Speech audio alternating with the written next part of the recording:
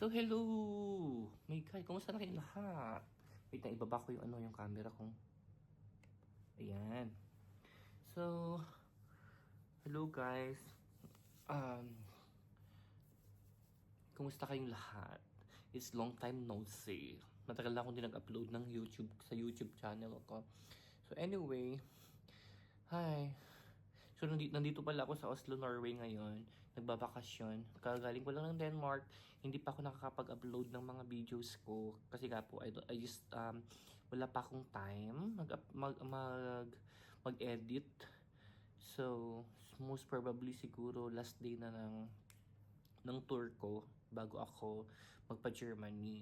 Ako mag-upload para ma-update naman kayo sa buhay ko. Charot! May ganun. So anyway, ay sorry sa book ko. Ang gulo ng book ko talaga. Wala lang. Gusto ko lang i-share sa inyo yung grocery ko. Nag-groceries kasi ako dito sa malapit dito, which is yung Kiwi. Kiwi, ano ang pangalan nung basta supermarket siya. Kiwi ang tawag nila dito sa Oslo, sa Norway. Isa siya sa mga sikat na supermarket dito. So, doon ako bumili kasi nga po,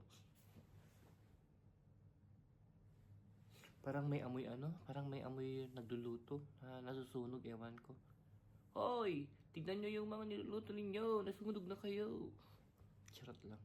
So anyway, kagaling ko sa may Frogner Park, Bachelland Sculpture Park. So anyway, i-upload ko lahat yung mga videos ko from day 1 sa Denmark to here. Sobrang ganda ng Denmark. But anyway, it's just a quick story na. Matagal ko ng pangarap kasi talaga mag Oslo, Norway kasi dito nag-work noon yung mga sisters ko bago sila pumunta ng Switzerland. So, syempre, alam mo naman, pag mga bata tayo, ang dami nating pangarap, ang dami nating gustong puntahan, and luckily, di natin alam, one of this day na pala, nandito na tayo sa place na pinangarap natin, and I'm now here in Oslo, Norway for my vacation. I have 7 days vacation days. So, kaysa magmukmuk naman ako sa bahay, sa apartment. So, nagbakasyon na lang ako dito sa Nordic region. Day 1, first is sa Denmark ako pumunta, then from Denmark to Oslo, Norway. So bukas pupunta ako ng Stockholm, Sweden. So, and then Germany ulit. Then back to work ulit, back to reality ulit. So anyway, share ko lang sa inyo yung mga pinamili ko. Later. Pasensya na kayo sa buhok ko. Kasi buhag-hag hair tayo. Hindi pa ako nakapagpagupit. So, ito na yung mga pinabili natin with receipt para magkaroon kayo ng idea kung gaano kamahal dito. So, i-convert ko later on to euro. So, ito, pinamili ko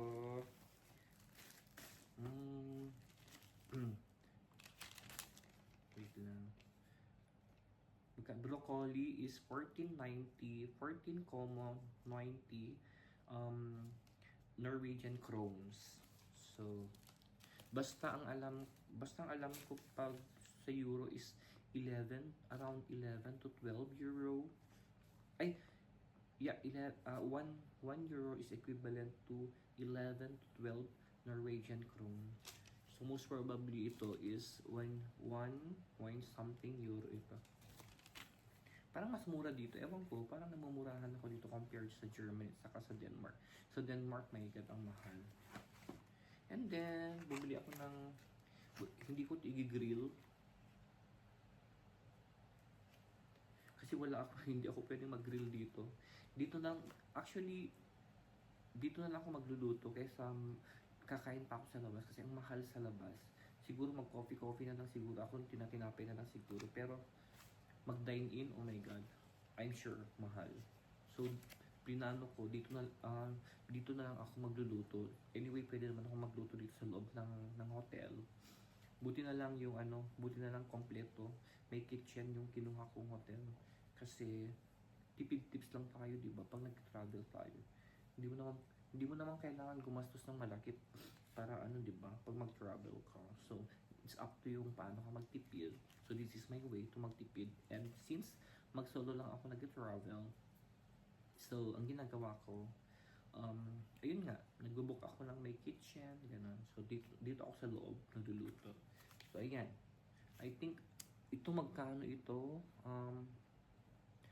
Paris, just wait lang ha. Ito, Ich bin green filet, 103, common 90 Norwegian krone, or siguro equivalent to 5 to 7 euros. Parang ganun siya. Okay na rin, not bad. And then, bumili ako ng rice kasi rice is life. Namiss ko na mag-rice. So, ito yung rice nila. So, yung rice is Jasmine Rice is 43, 90 Norwegian krone, or equivalent to siguro around 3 to 4 euros, I guess. And then, bumili ako ng ketchup natin, Heinz. Tingnan natin. Yung Heinz is 32, 90, or equivalent to maybe 2 to 3 euros ito. And then, yung citroni natin, magkano? Citron is 29,74. Medyo mahal siya. I think 2 to 3, around 2 to 3 euro ang isa. Mahal ah. Mahal yung mga prutas. And then, pizza. Mag-pizza tayo later.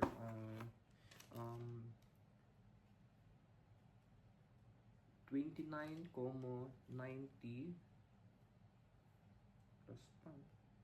plus 90 Norwegian krone, or equivalent to around 2 to 3 euro, I guess.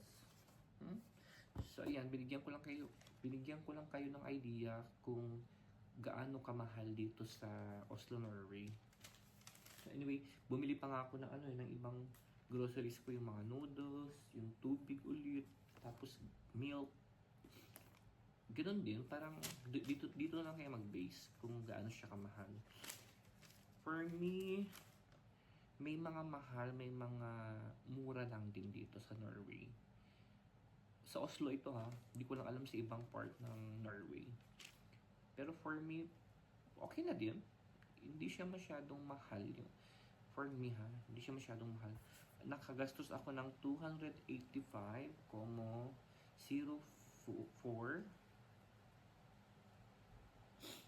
Norwegian krone. So, kung magre-restaurant ako, so siguro, hindi ko lang sure kung magkano sa restaurant. Pero ito equivalent to, i-check natin. Kung equivalent to euro ito, i-check natin ha. Pero estimation ko lang yung yung conversion ha. Siguro i-convert na lang natin ng 11 to 12 euros. Ay, 1 euro is equivalent to 11 to 12 Norwegian krone. So, try natin.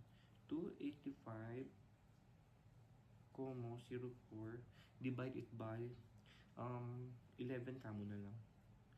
25 euros lang lahat to. O, di ba kahit sabihin mong 30 euros ito, okay na din, no?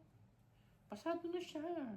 Kaysa magre-restaurant ka, di mo alam kung magkano sa restaurant, siguro mga 40, siguro 50 ang pinakamahal. I don't know. Pero ito, nakamura pa ako sa ticket kanina kasi naglakad lang ako papunta dun sa may pasyalan. Then later on, siguro kung may time pa ako or kung masakit yung pa ako ngayon so hindi ko sure kung lalabas pa ako or hindi, tapos umuulan pa. Look outside. Yan umuulan siya Ako limlim. Maganda kayo ng umaga umaaraw kanina. But today, unfortunately, umuulan na siya. So, I don't know if lalabas pa ako or hindi na mamaya. So, let's see. May time pa naman ako.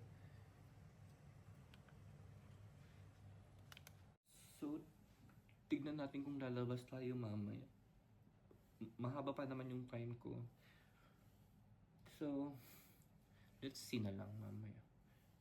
So, yan na lang muna ang video natin today. Gusto ko lang kayo bigyan ng idea kung gaano kamahal dito sa Oslo, Norway sa mga nagpaplano na mag-tour dito sa Nordic region. Okay, dyan muna kayo. Ciao! So, magluto na tayo.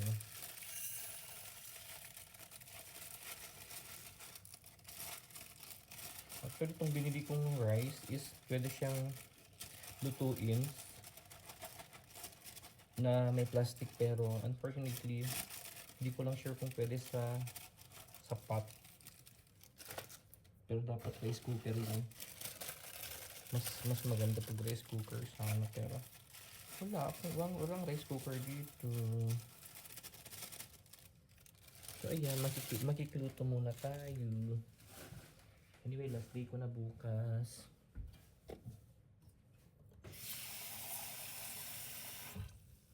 Hindi ko sure kung lalabas pa ako muna. Yeah.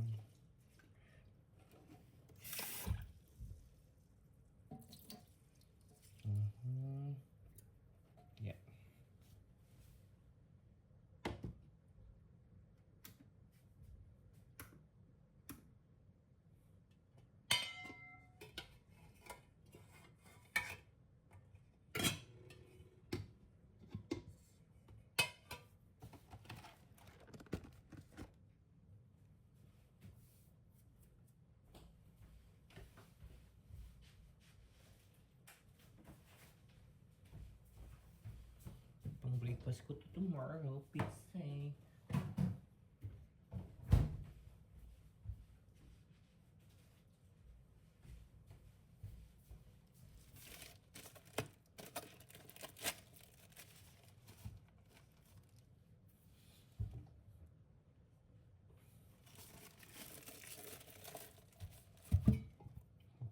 Dito ko na lang muna pakulo. So, mag-broccoli tayo.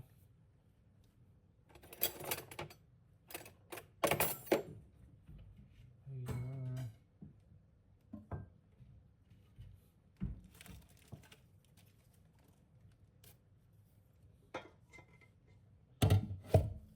Para may gulay naman tayo. Batch.